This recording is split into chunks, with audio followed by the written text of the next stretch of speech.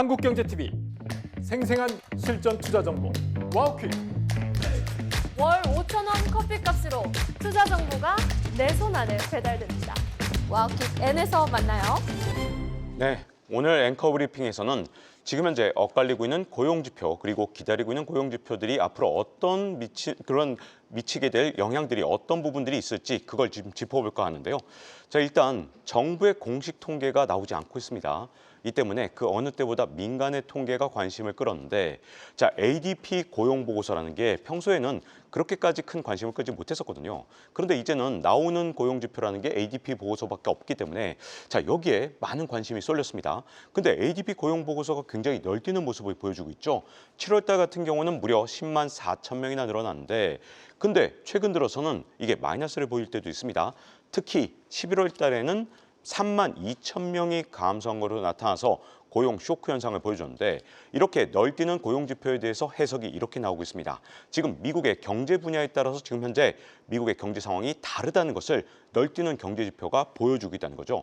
자, 그런데 정부의 고용 지표는 도대체 언제 나올 거냐?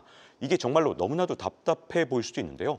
미국의 노동통계국의 이 비농업 고용지수 이거 나올 때마다 그동안은 너무나도 당연하게 나오던 건데, 미국의 연방정부에서 지금까지 이것 때문에 나오지 않다 보니까 자, 10월 달 같은 경우 셧다운 때문에 연방정부 셧다운 조사 자체를 못해서 영원히 발표되지 않는 것 같았습니다.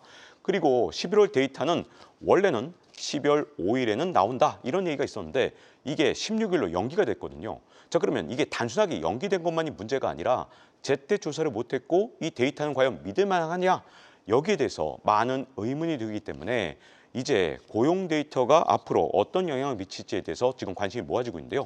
자, 가장 큰 문제는 이거죠. 고용 데이터에 왜 관심이 있을까요? 과열인가 아니면 불황인가? 이걸 보여주는 가장 밀접한 데이터가 바로 고용 데이터이기 때문인데요. 문제는 미국이 양극화에 빠져 있기 때문에 데이터가 들쭉날쭉하다는 게 가장 큰 문제입니다. 일단 투자가 미국 전체적으로는 크게 위축됐습니다. 다만 AI 관련 투자만 30% 전년 대비 늘어난 정도 이런 상태거든요.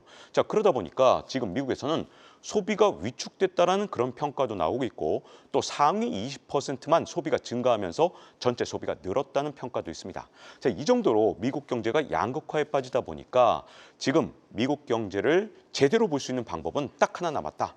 미국의 고용 지표가 관건이 될 것이다. 이런 얘기들 나오고 있거든요. 이 때문에 그 어느 때보다 고용 지표가 꼭 필요하지만 고용 지표가 나오지 않는 상황 속에서 ADP 고용 지표가 이제 감소한 걸로 나오니까 이게 오히려 미국 증시에서는 호재로 받아들였습니다. 왜 그러냐? 왜 호재가 됐느냐? 여기에 또 아주 흥미로운 문제가 생겼는데요. 자, 증시는 지금 현재 고용 지표가 나쁘게 나올 때마다 미국 연준이 어쩔 수 없이 금리를 인하하겠구나 이런 판단을 하는 겁니다. 그래서 지금 이번에 12월 달에 이제 미국 연준 FOMC 회의에서 금리를 인하할 확률이 무려 87%까지 높아졌는데, 이번에 고용 지표가 나쁘게 나온 게 굉장히 중요한 역할을 했거든요. 자, 이런 상황에서 고용 지표 부진을 과연 언제까지 좋은 데이터로 볼 수 있느냐? 이게 굉장히 중요한데요. 고용 지표 부진은 사실 양날의 검이라는 측면이 있습니다. 어떤 양날의 검이냐? 단기적으로는 미국 연준이 FOMC 회의를 열 때마다 고용 지표가 부진하면 계속해서 이 금리를 인하하는 그런 효과를 가져올 수 있기 때문에 기대가 높아지거든요. 여기다가 앞으로 연준에서 물가가 올라가면 아무래도 금리를 인하하는데 부담이 될 수밖에 없거든요. 그런데 일반적으로 고용 지표가 악화되면 당연히 인건비가 올라갈 수 없고, 이걸로 인해서 결국 물가가 안정되는 효과가 있기 때문에 인플레 우려도 완화된다는 장점이 있습니다. 그런데 문제가 하나 있습니다. 고용지표 악화 현상이 만약에 내년의 하반기까지 지속된다. 이렇게 오래 지속되면 이제 미국 경제가 정말로 둔화가 될 수가 있겠구나. 그래서 경기 침체에 대한 우려가 커지는 시점은 아마도 하반기로 넘어가면서 계속 지표가 나쁠 때, 이럴 때 문제가 될 수 있고요. 또 하나 문제가 있는데, 미국 지방은행이 계속해서 불안 신호를 보이고 있거든요. 그래서 파산하는 미국의 지방은행 숫자가 점점 늘어나는데, 고용지표가 악화되면 아무래도 미국인들의 예금이 줄어들 수밖에 없고, 이 과정에서 지방은행은 좀 더 타격을 받을 수밖에 없습니다.